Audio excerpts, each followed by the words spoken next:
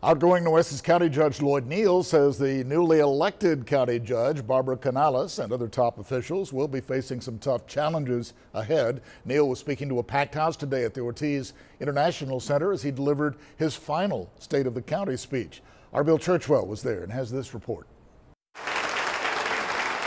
Judge Loyd Neal receiving a standing ovation, a sign of respect as he took the stage for the final time. This is an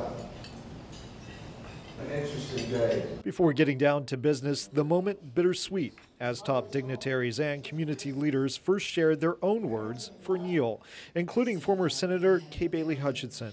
He has been a leader in civic life and then in government. During his address, Neal highlighting how the county had to handle what he called a tough budget by raising taxes and cutting expenses. But he said by doing those things, the county has come a long way. You know, the county was not in good shape 12 years ago, financially and otherwise.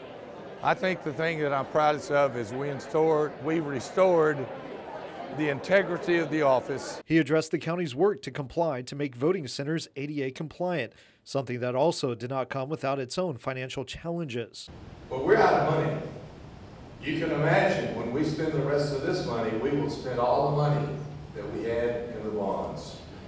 So the new court is going to be faced with a challenge. Neal also speaking out about the failed sale of the old courthouse. We may keep it, we may restore it, but if we have to sell it, we're going to have somebody help us. Among those in the crowd, newly elected County Judge Barbara Canales, front and center. And I'm not about telling you, Judge, what she needs to do, but I'm going to. Neal says the new court will face some challenges, pointing to future collective bargaining with law enforcement and even maintaining water drainage issues and the budget.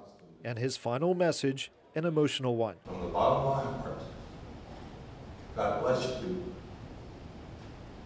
God bless this great country.